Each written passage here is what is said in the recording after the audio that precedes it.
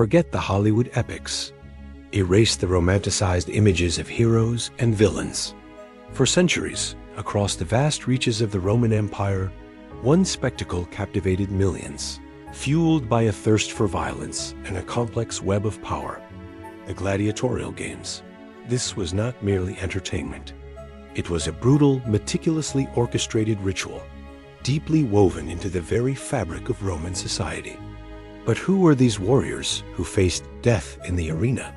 Were they all condemned slaves, or did free men volunteer for glory, fortune, or even love? What were their lives truly like, from the moment they entered the rigorous training schools to their final, desperate moments on the blood-soaked sand? From the chilling origins rooted in funeral rites to the dazzling, elaborate ceremonies that opened each day of combat, we'll peel back the layers of myth to reveal the astonishing reality.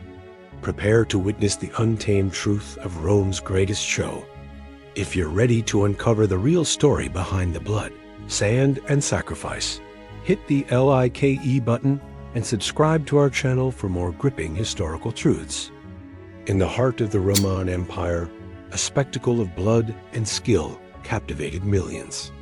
Yet, the true story of the gladiators is far more complex and brutal than the Hollywood myths. These weren't just heroes in shining armor. They were often slaves, condemned criminals, or even desperate volunteers, thrust into an arena where their very lives hung on the roar of the crowd. The origins of gladiatorial combat were surprisingly somber. They began not as public entertainment, but as funeral rites. The earliest known gladiatorial contest in Rome dates back to 264 BCE, when 3 pairs of gladiators fought to the death in the Forum Boarium. This was a munus, a duty or gift to the deceased, believed to appease their spirits. The blood spilled honored the dead, ensuring their passage into the afterlife. Over time, these private ceremonies grew in scale and frequency, evolving from solemn tributes into elaborate public spectacles. As Rome expanded, so did its hunger for these games. By the late Republic and early Empire, gladiatorial contests became a crucial tool for political power and social control. Wealthy aristocrats and ambitious politicians sponsored games to curry favor with the populace, demonstrating their generosity and power. Emperors, in particular, used the games as propaganda, showcasing their benevolence and the might of Rome, distracting the masses from political unrest or economic hardship. The more magnificent the games, the greater the public's adoration for their patron. But who became a gladiator? The majority were slaves, often prisoners of war from Rome's conquests, or those sold into servitude. Their lives were cheap, and the arena offered a brutal, albeit slim, chance at freedom or fame. Condemned criminals were also thrown into the arena, facing immediate execution, or forced to fight as gladiators as a form of capital punishment. However, surprisingly, some free men and women willingly volunteered, driven by crippling debt, a lust for glory, or sheer desperation. They signed contracts that surrendered their rights, effectively becoming legal slaves for the duration of their service. It was a gamble for immense wealth and renown, but with death as the ultimate forfeit. Once recruited, gladiators were sent to specialized training schools, known as ludi. These were harsh, prison-like institutions, often run by former gladiators or ruthless owners. Life in the ludi was a brutal regimen of strict discipline, relentless physical conditioning, and specialized combat training. Gladiators were carefully fed a diet designed for strength and endurance.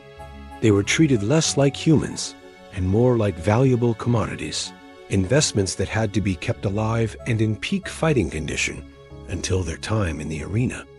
In these ludi, gladiators learned not just to fight, but to perform. They were drilled in specific fighting styles, mastering the use of different weapons and armor unique to their gladiator type. This wasn't a chaotic brawl. It was a highly choreographed dance of death, designed to thrill the crowds.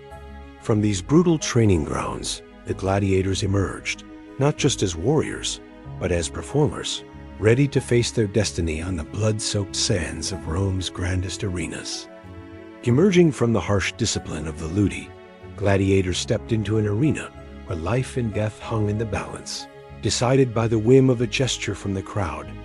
The gladiatorial games were far more than random brawls. They were meticulously planned, highly ritualized performances designed to thrill, horrify, and awe the Roman populace. Every aspect, from the types of gladiators to the elaborate opening ceremonies, was crafted for maximum dramatic effect. The variety of gladiator types was astonishing, each with specific armor, weapons, and fighting styles, creating diverse matchups that fascinated the Roman audience. The murmillau was heavily armored, resembling a Roman legionary, with a large rectangular shield, a short sword, and a distinctive fish-crested helmet. His traditional opponent was often the retiarius, a lightly armored fighter wielding a trident, a dagger, and a net relying on speed and agility to ensnare his heavily armed adversary.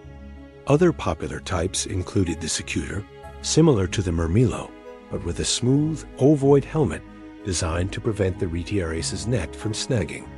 The threx carried a small round shield and a curved sword, while the hoplomachus was heavily armored, fighting with a spear and a small shield.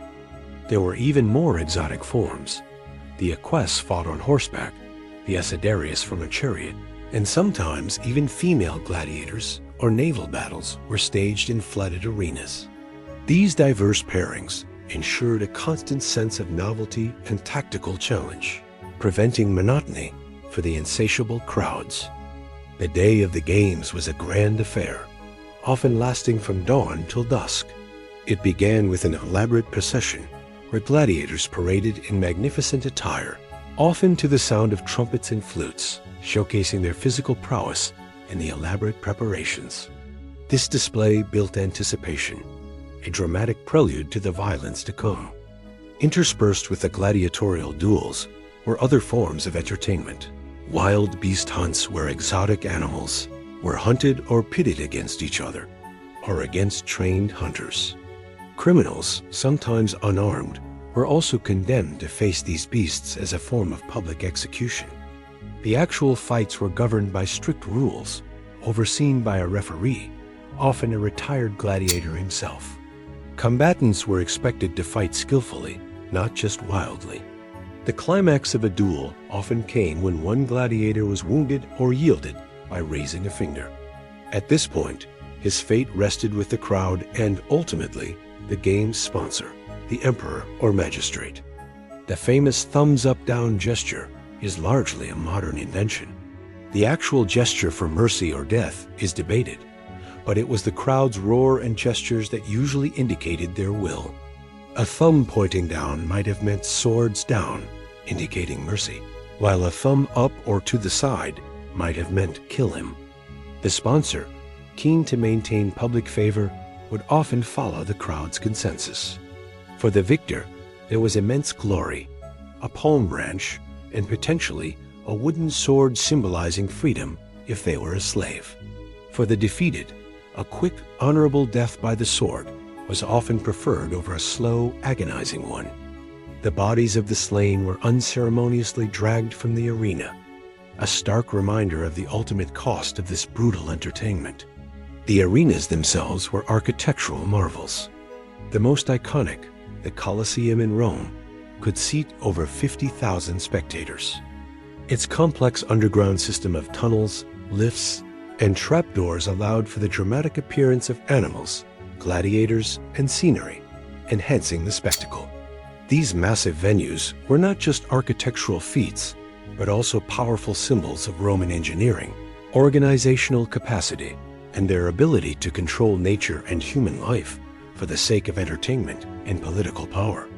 The gladiator fights were a brutal performance, but a performance nonetheless. Every roar from the crowd, every clash of steel, every drop of blood was part of a meticulously choreographed drama, revealing the Roman fascination with courage, death, and the absolute power of the state. It was a spectacle that defined an empire, but also revealed its complex and often violent soul. The gladiatorial games, for all their brutality, were far more than simple blood sport. They were a microcosm of Roman society, reflecting its values, anxieties, and political realities. Beyond the roar of the crowd and the clash of steel, the games served deep social, political, and even spiritual functions, leaving an indelible mark on the Roman psyche. For the Roman populace, the games were a powerful form of entertainment and escapism.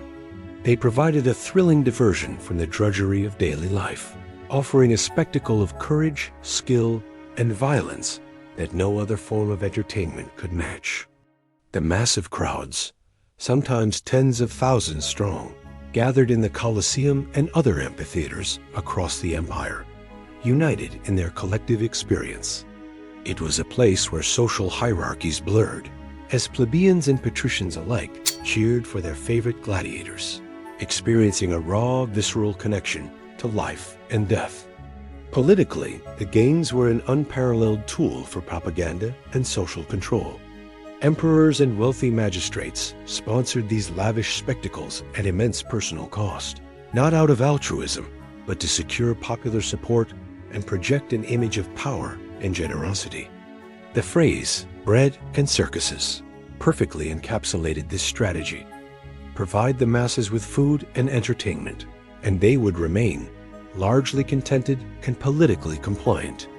A well-staged game could solidify an emperor's popularity, avert unrest, and display the overwhelming might and reach of Roman power over even life and death. Surprisingly, despite their status as slaves or condemned men, some gladiators achieved a level of celebrity status akin to modern-day athletes. Victors were revered, their names etched into graffiti, their images depicted on lamps and mosaics. Women famously adored them, and some even had fan clubs. For a slave, a series of victories could lead to immense riches, a comfortable retirement, and most coveted of all, freedom. A wooden sword, presented by the editor, symbolized their permanent discharge from the arena, a true rags-to-riches story born from violence. However, such success was rare, and even free gladiators often struggled to escape the stigma associated with their profession. The gladiatorial games also held a complex religious and philosophical significance. They were rooted in funerary rites, and even as they became entertainment, echoes of this sacred origin remained. The spectacle of facing death bravely was seen as a moral lesson, a demonstration of Roman virtues like courage and resilience. Philosophers debated the morality of the games, but for most Romans, they affirmed their belief in destiny, the transient nature of life, and the power of the gods. However, the enduring popularity of the games began to wane with the rise of Christianity. Early Christians vehemently condemned gladiatorial combat as a pagan ritual, a barbaric waste of human life, and an offense against God. As Christianity gained influence and eventually became the official religion of the Roman Empire, the moral opposition to the games grew. Emperor Honorius is famously credited with ending gladiatorial combat in 404 CE, allegedly after a monk, Telemachus, was stoned to death by the crowd for attempting to stop a fight in the Colosseum. While Venetians continued for some time, the human-on-human combat that defined the gladiatorial spectacle finally faded into history. The real gladiators were complex figures in a brutal age. Their stories are not just about blood and sand, but about courage, social hierarchy, political power, and the evolution of a society's moral compass.